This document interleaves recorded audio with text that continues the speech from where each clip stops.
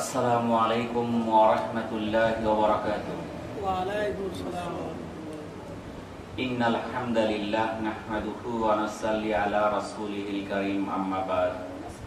আল্লাহ পাকের নিকট লাখো কোটি শুকরিয়া যে মহান আল্লাহ তাআলা আমাদেরকে পবিত্র শুক্রবার জুমা নামাজ আদায় করার জন্য মসজিদে আসার মতো তৌফিক দান করেছেন।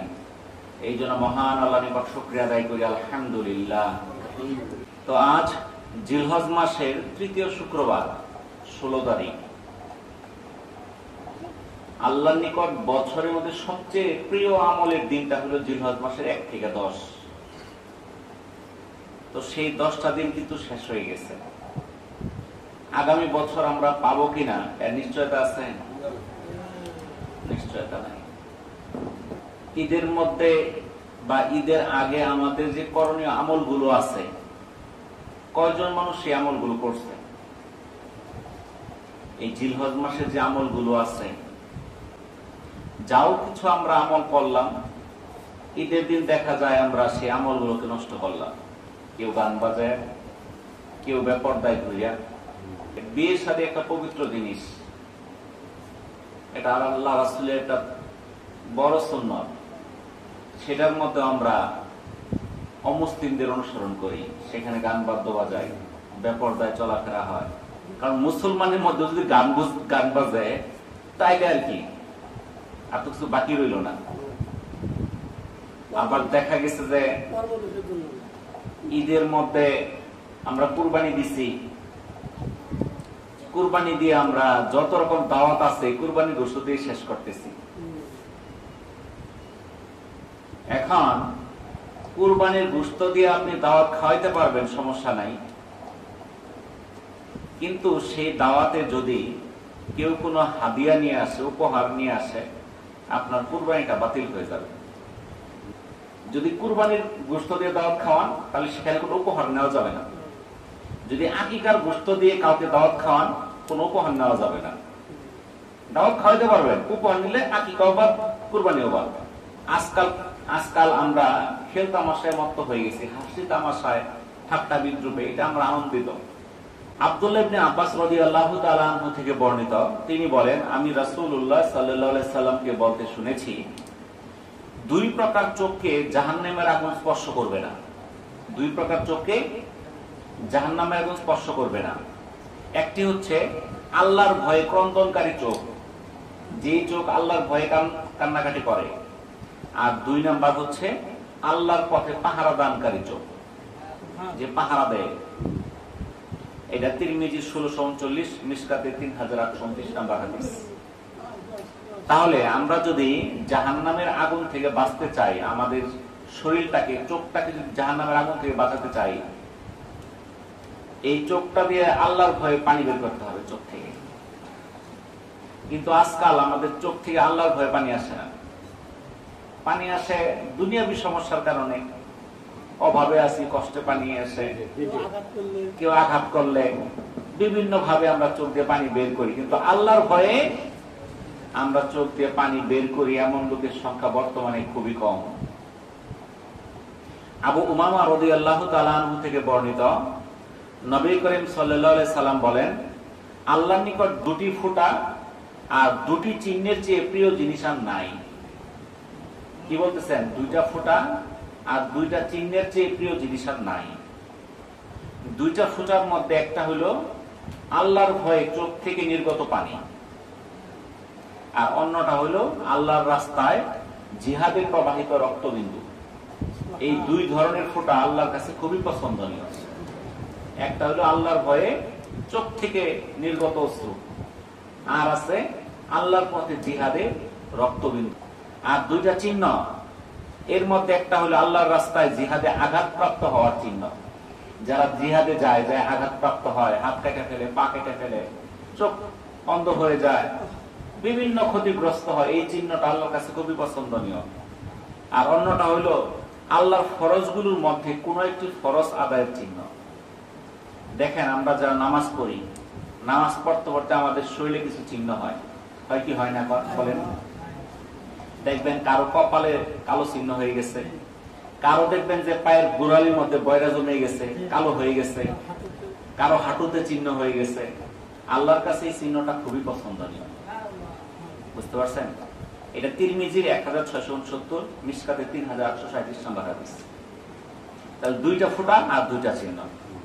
একটা ফোঁটা হলো চোখ থেকে আল্লাহর ভয় নির্গত অশ্রু, আর আরেকটা হলো জিহাদে যায় নির্গত রক্তের বিট ফোঁটা। আর দুইটা চিহ্ন আল্লাহর কাছে খুব প্রিয়। কি? একটা হলো জিহাদে যায় আঘাত হওয়ার চিহ্ন, আর দুই নাম্বার হলো ফরজ আদায় করতে যায় আমাদের শরীরে কিছু চিহ্ন আছে, এই চিহ্নটা আল্লাহর কাছে খুবই পছন্দনীয়। উকবা ইবনে আমের রাদিয়াল্লাহু তাআলা আনহু থেকে বর্ণিত, তিনি বলেন, একদা আমি রাসূলুল্লাহ সাল্লাল্লাহু আলাইহি সাল্লামকে বললাম, কিসের মধ্যে মুক্তি রয়েছে? তিনি বললেন, তোমার জিহ্বাকে সংযত করো, ঘরে অবস্থান করো এবং নিজের পাপের জন্য ক্রন্দন করো। তাহলে মুক্তি কিসের মধ্যে? আল্লাহ রাসূল বলে দিলেন, জিহ্বাকে সংযত রাখো। আমরা কিন্তু এটা পারি না। ঘরে অবস্থান করা, আমরা কই অবস্থান করি? সময় পাইলে বাজার, কি কন, টিভির দোকানে। যে চার দোকানে টিভি আছে, কোন কাস্টমার 24 ঘন্টায় আছে। তাহলে আল্লাহ রাসূল নির্দেশ দিলেন, তোমার জিহ্বাকে সংযত করো, ঘরে অবস্থান করো আর নিজের পাপের জন্য ক্রন্দন করো। আবু হুরায়রা রাদিয়াল্লাহু তাআলা আনহু থেকে বর্ণিত, নবী করিম সাল্লাল্লাহু আলাইহি সাল্লাম বলেন, যেই দিন আল্লাহর আরশের ছায়া ছাড়া অন্য কোনো ছায়া থাকবে না, সেই দিন 7 শ্রেণীর ব্যক্তিকে আরশের ছায়া আল্লাহ তাআলা আশ্রয় দিবেন। সুবহানাল্লাহ। সেই জায়গায় আপনার আমার নাম আছে কিনা তা জানার দরকার আছে নাকি না?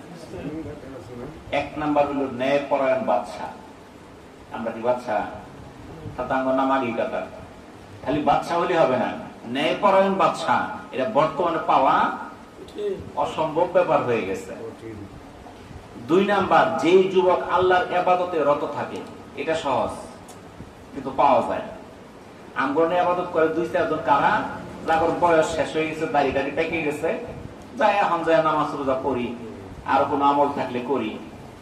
কিন্তু আরো নিচে স্থান পাবে যুবক যারা, যারা যৌবন বয়সে ইবাদত করে, এদেরকে আল্লাহ তাআলা সে আরশের নিচে স্থান দিবে। যুবক কিন্তু নামাজে খুব কমই পাওয়া যায়, কম পাওয়া যায় না। 3 নাম্বার, যার অন্তর মসজিদের সঙ্গে ঝুলন্ত থাকে, ওর মনটা আমাদের সবসময় মসজিদের চিন্তা, মসজিদ নিয়েই তার চিন্তা থাকে, ঝুলানো থাকে, সেই লোকটাও ভয়াবহ সেই হাসরের দিনে কি করবে? আরশের ছায়া স্থান পাবে। 4 নাম্বার, ওই 2 ব্যক্তি যারা কেবল আল্লাহর খুশির জন্য একে অপরকে ভালোবাসে এবং আল্লাহর জন্য কেবল পরস্পরের ভালোবাসা মিলিত হয় আবার পৃথক হয়। 5 নাম্বার, ওই ব্যক্তি যাকে কোনো উচ্চ বংশীয় মহিলা ব্যভিচারে লিপ্ত হওয়ার জন্য আহ্বান জানায়, আকৃষ্ট করে, কিন্তু সেই যুবক বলে, আমি আল্লাহকে ভয় করি। এমন যুবককে আল্লাহ তাআলা কি করবে? আরশের ছায়া স্থান দিবে। হ্যাঁ, আমাদের মসজিদে বৃদ্ধ যুবকের সংখ্যা বেশি। মাশাআল্লাহ মাশাআল্লাহ, আলহামদুলিল্লাহ। ওয়াক্তে নামাজে, আচ্ছা, আলহামদুলিল্লাহ। এখনো যুবক বেশি, ঠিক কইছেন। 6 নাম্বার, যে ব্যক্তি গোপনে দান সদকা করে এমনই ভাবে যে তার বাম হাতও জানে না ডান হাত কি দান করে। গোপনে দান করা, এটা হলো 6 নাম্বার ব্যক্তি। 7 নাম্বার, ওই ব্যক্তি যার 2 চোখ নির্জনে আল্লাহর স্মরণে অশ্রুসিক্ত হয়। এটা সহিহ বুখারীর 680 নাম্বার হাদিস, সহিহ মুসলিমের 2427 নাম্বার হাদিস। তাহলে আল্লাহর ভয়ে যে চোখ থেকে পানি বের হয়, ওই ব্যক্তিটাও সেই ভয়াবহ সময়ে আরশের ছায়া স্থান পাবে। তাহলে আল্লাহর ভয় কান্নাকাটি দরকার আছে কি নাই? আব্দুল্লাহ ইবনে আমর ইবনে আস রাদিয়াল্লাহু তাআলা আনহু থেকে বর্ণিত, তিনি বলেন, আল্লাহর ভয়ে অশ্রু বিসর্জন করা আমার কাছে 1000 দিনার সদকা করা অপেক্ষা উত্তম। সুবহানাল্লাহ, 1000 দিনার সদকা করার চেয়ে উত্তম। এটা সোহাবুল ইমানের 842 নম্বর হাদিস। দিনার কিন্তু টাকা না, 1 দিনার কিন্তু এই টাকার চেয়ে অনেক মূল্য বেশি। 1000 দিনার দান করার চেয়ে উত্তম হলো আল্লাহর ভয়ে চোখ থেকে পানি নির্গত করা। এই জাহান্নামের আগুন থেকে যদি আমরা মুক্তি পেতে চাই, আমাদের কিছু করণীয় আছে। এর মধ্যে 1 নাম্বার হলো দুনিয়াতে আল্লাহকে ভয় করে চলতে হবে। আমরা যদি জাহান্নাম থেকে মুক্তি পাইতে চাই তাহলে কারে ভয় করতে হবে? আল্লাহকে।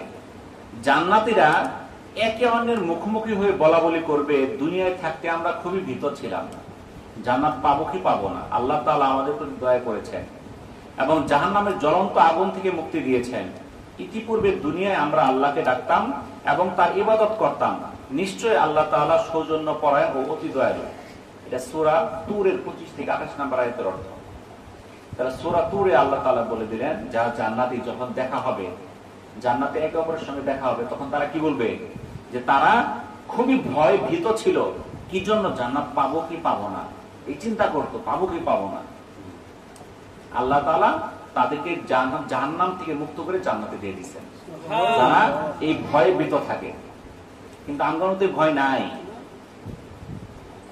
তো রাসূলুল্লাহ সাল্লাল্লাহু আলাইহি সাল্লাম কি কি কারণে কাঁদছেন আর আমরা কি কারণে কান্নাকাটি করি? হাদিসগুলো থেকে দেখা যায় আল্লাহ রাসূল কান্নাকাটি করছিলেন। আল্লাহ রাসূলের যখন কন্যা মারা যায়, তাকে যখন দাফন কার্য করেছিলেন, তার চোখ থেকে পানি বের হয়েছিল। কিন্তু আমরা কি করি? আমরা মাতম করি।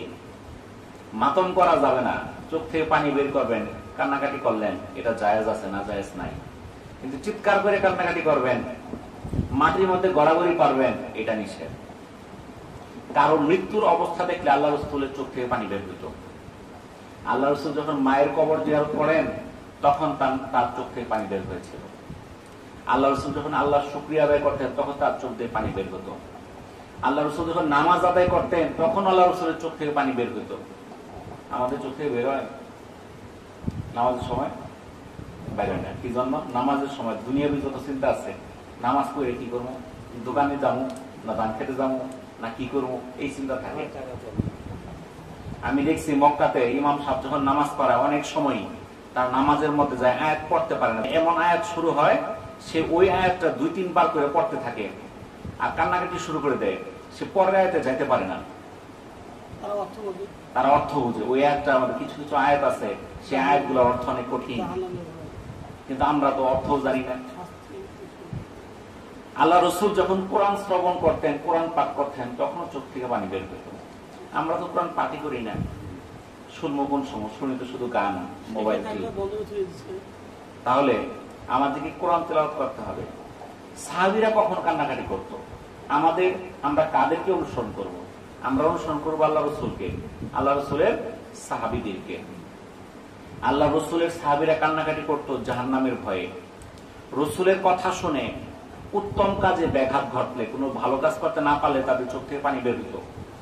ধরেন আজকে আপনি ফজরের সময় সজাগ পাইছেন না, উঠা দেখেন সূর্য তো উঠে গেছে, তখন আপনি কি করেন? আমরা নামাজটা পড়ে ফেলি। কিন্তু সাহাবীদের জমানায় কোনো যদি নেক আমল ছুটে যাইত, কাজা হয়ে যাইত, তার চোখ থেকে পানি বন্যা শুরু হয়ে যাইত। বুঝতে পারছেন? কিন্তু আমাদের মনে কষ্ট আসে না।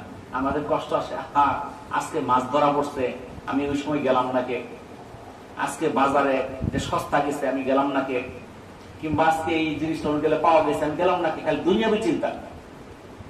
কিন্তু আখিরাতের চিন্তা, আল্লাহ তাআলা যে আমাকে কিছু সুযোগ দিচ্ছে, সেই সুযোগগুলো আমি গ্রহণ করছি কিনা। এই যে জিলহজের 10 দিনের আমল আল্লাহর কাছে জিহাদের আমলের চেয়েও বেশি দামি। ওই 10 দিন আমরা আমল করছি কিনা। আরাফার দিনে একটা রোজা রাখলে পিছনের 1 বছরের গুনাহ মাফ, সামনের 1 বছরের গুনাহ মাফ। ওই রোজাটা আমি রাখছি কিনা, এই চিন্তা তো আমরা করি না। তাহলে নেক আমলগুলো আমরা হেলায় ফেলায় কাটাই দিতেছি। আল্লাহ রাসূলের সাহাবীরা কাঁদতেন পাপের কথা স্মরণ করে।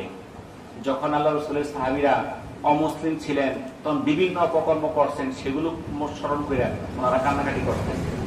আর আমরা দুনিয়াতে কত অপকর্ম করতেছি, মিথ্যা, অপরের হক নষ্ট করা, মন্দ কথা বইলা আমরা কত হক নষ্ট করছি মানুষের, সেই বিষয় নিয়ে আমরা কান্নাকাটি করি না। রাসূল সাল্লাল্লাহু আলাইহি সাল্লাম যদি কখনো রাগ করছেন, এটা নিয়ে সাহাবীরা কান্নাকাটি করছেন। জিহাদে যাওয়ার সুযোগ না পায় সাহাবীরা কান্নাকাটি করছে। অনেক শিশুরা আসছে যে আমরা জিহাদে যাব, আল্লাহ রাসূল বলছেন না, এদিকে যাইতে দেওয়া যাবে না। অনেকের বাড়িতে লোক নাই, যে না তোমার জিহাদে যাইতে দেওয়া যাবে না। তারা যাইতে না পাইরা তারা কান্নাকাটি করছে। রাসূলের সুন্নতের বিপরীত কিছু হইতে দেখলে তারা কান্নাকাটি করছে।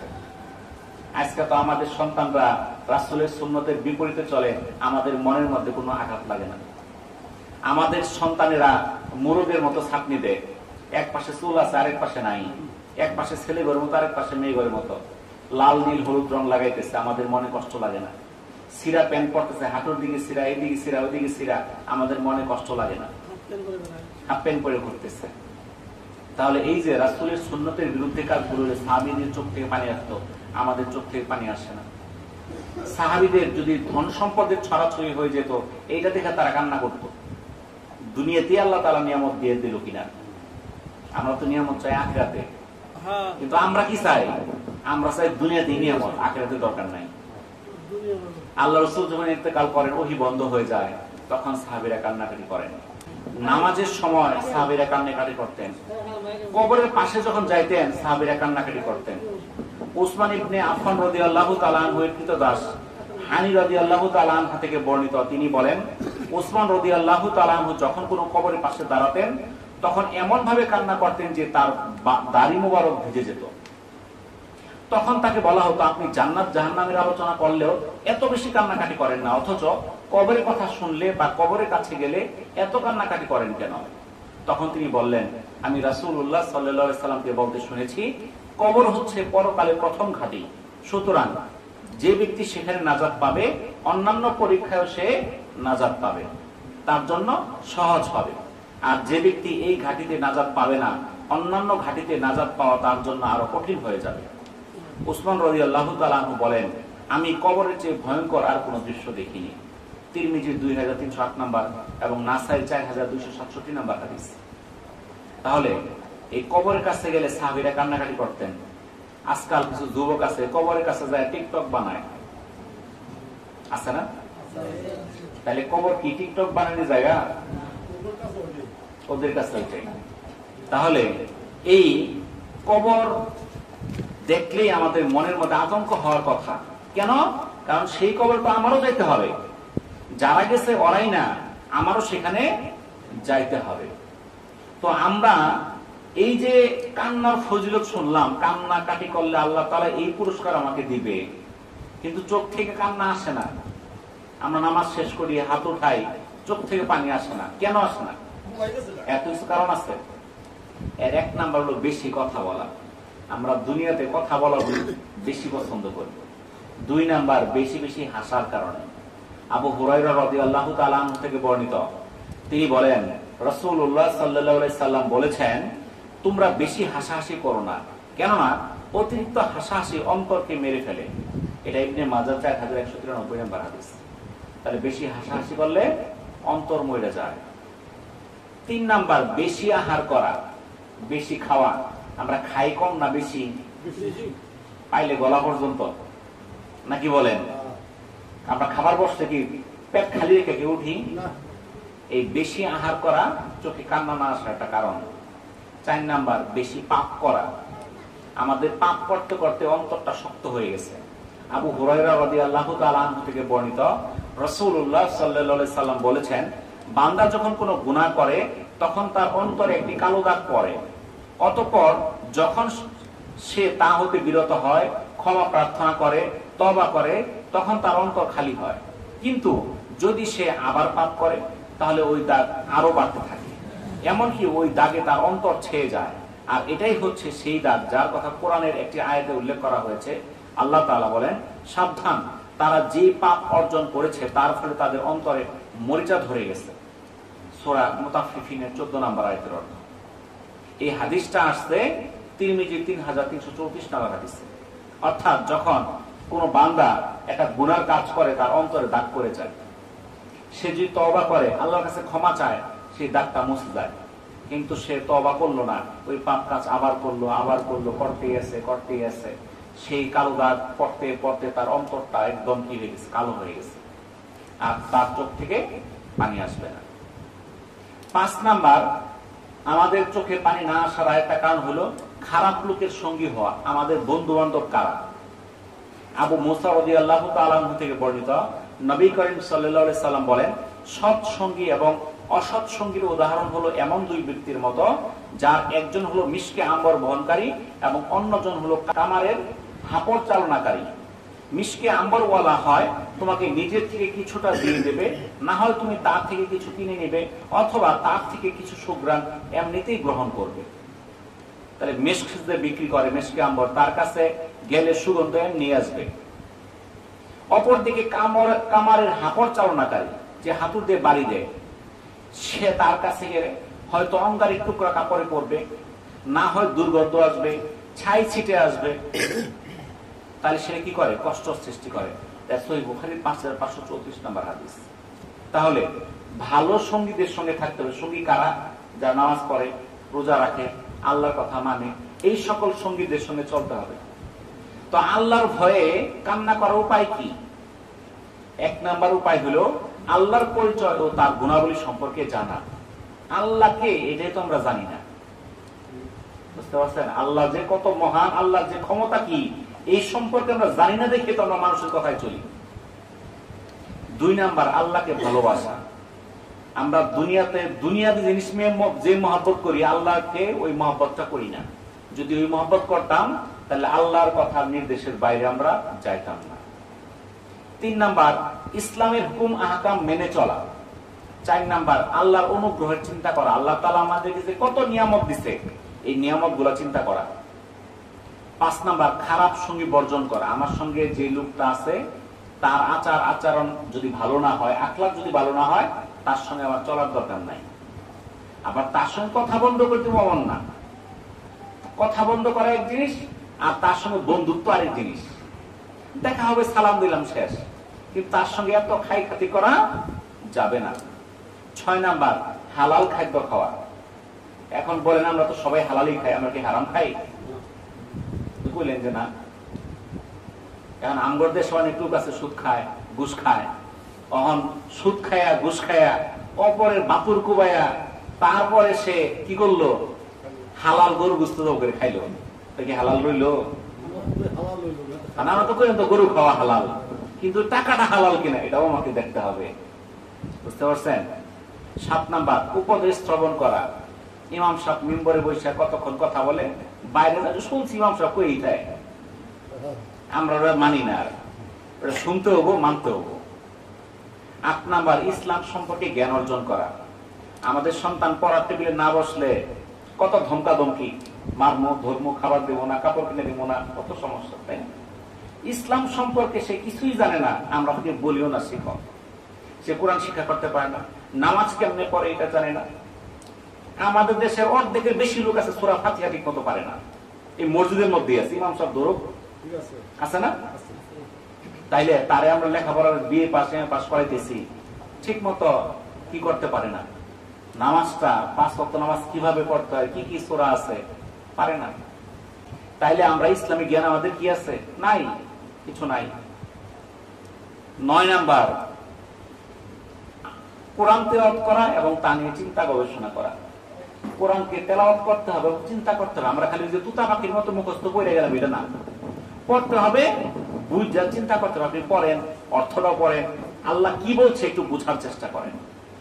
10 নাম্বার বিনয়ী হওয়া, দাম্ভিক না হওয়া, এত বাহাদুরি না দেখানো, বিনয় প্রকাশ করা।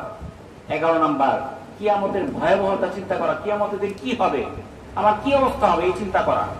12 নাম্বার কবর, হাসর, মিজান, ফুলসিরাত, জান্নাত, জাহান্নাম, সেখানে কি কি ভয়াবহতা আছে, সেখানে ভালো কি আছে, মন্দ কি আছে, আমি দেখছি কিনা, আমি চিন্তা করছি কিনা। আমার কবরটা কি হবে, আমার কবরটা তো জাহান্নামের টুকরা হইতে পারে বা জান্নাতের বাগিচাও হইতে পারে। আমার কবরটা কি হবে, হাসরে আমার কি অবস্থা হবে, মিজানে কি হবে, চিন্তা করি। 13 নাম্বার মৃত্যুকে স্মরণ করা। আমি যে এখান থেকে উঠে যাইতে পারবো এর নিশ্চয়তা কি আছে? আমি যে নামাজ যে ছাড়িয়ে দিতেছি, এই নামাজ আমি পরে পড়তে পারবো, তার নিশ্চয়তা কি আছে? তাহলে মৃত্যুকে স্মরণ করা। 14 নাম্বার কবর জিয়ারত করা। কবরের কাছে যায়া কবর জিয়ারত করা, কবরে সালাম পৌঁছানো, কবরবাসীর জন্য দোয়া করা, মৃত্যুর কথা স্মরণ হবে। 15 নাম্বার জাহান্নামের আগুনের কথা, শাস্তির কথা চিন্তা করা। 16 নাম্বার পাপ থেকে বেঁচে থাকা। 17 নাম্বার হলো কান্না যদি নাও আসে কান্নার ভান করা। যদি এই কাজগুলো করতে পারেন তাহলে চোখ থেকে পানি আসবে। এখন কান্না আমরা কোন সময় করব? কান্না করার তো সময় আছে নাকি? কর আবু হুরায়রা রাদিয়াল্লাহু তাআলা আনহু থেকে বর্ণিত, রাসূলুল্লাহ সাল্লাল্লাহু আলাইহি সাল্লাম বলেছেন, প্রতি রাত্রি যখন রাতের 1/3 বাকি থাকে তখন আমাদের মহান প্রতিপালক দুনিয়ার আকাশে নেমে আসে। অতঃপর তিনি তার বান্দাদেরকে ডেকে বলেন, কে আমাকে ডাকবে, আমি তার ডাকে সাড়া দেব। কে আমার কাছে কিছু চাইবে, আমি তাকে দান করব। কে আমার কাছে ক্ষমা প্রার্থনা করবে, আমি তাকে ক্ষমা করব। সহিহ বুখারীর ৭৪৯৫, সহিহ মুসলিমের ১৮০৮ নম্বর হাদিস। তাই রাত্রে যখন 2 ভাগ শেষ হয়ে যায়, শেষ তৃতীয়াংশ, ওই সময় উঠেন, ওইটা তাহাজ্জুদ আদায় করেন, 2 রাকাত 4 রাকাত পড়েন, পড়ে আল্লাহর কাছে কান্নাকাটি করেন। আল্লাহ তখন আমাদের কাছে আমাকে ডাকে, আমরা কি চাই, কিন্তু ওই সময় আমরা নাক ডেকে ঘুমাই। কারণ আমাদের দেশে নিয়ম হলো 12টা-1টা পর্যন্ত শ্বাস চলে থাকবো, ঘুমাবো কোন সময়, যে সময় আল্লাহ করে ডাকবো ওই সময়, যাতে আমরা সজাগ না পাই। এটা শয়তান আমগরে কি করে, এই কাজে ধাবিত করে, আর আমরা শয়তানের কথা উঠা বসা করি। বুঝা গেল? তো যাই হোক, আমরা যে কান্নার কথা আলোচনা করলাম, কিসের জন্য? আমাদের অন্তরটাকে নরম করার জন্য। আমার অন্তর যদি শক্ত হয়ে যায়, তাহলে সেই শক্ত কঠিন অন্তর কিন্তু জান্নাতে ঢুকবে না। জান্নাতে যেই সকল লোকগুলো ঢুকবে, যাদের অন্তরটা নরম, যাদের চোখ থেকে আল্লাহর ভয়ে পানি আসতো, ওই চোখগুলো জান্নাতে যাবে। তাহলে আমাদের চোখগুলাকে সেই কান্না দিয়ে ভিজাইতে হবে, আল্লাহর ভয়ে চোখে পানি আনতে হবে, চেষ্টা করতে হবে, আল্লাহর হুকুম আকামগুলো মানতে হবে। আপনি আল্লাহর হুকুম আকাম মানেন, আল্লাহকে ভয় করেন, আপনি হাত উঠালে চোখ থেকে পানি আসবে। আর যখন বুঝবেন আপনার চোখ থেকে পানি আসে না, তাহলে বুঝবেন আপনার অন্তরটা পাপে পাপে ভরে গেছে, পাপে ভরপুর হয়ে গেছে, আপনি পাপিষ্ট হয়ে গেছেন, আপনার চোখ থেকে পানি আসে না। নিজেই বুঝতে পারবেন। বুঝতে পারছেন? চিন্তা করে দেখেন, আমরা পাপের মধ্যে আছি না ভালোর মধ্যে আছি না মন্দের মধ্যে আছি, নিজেকে যাচাই করেন।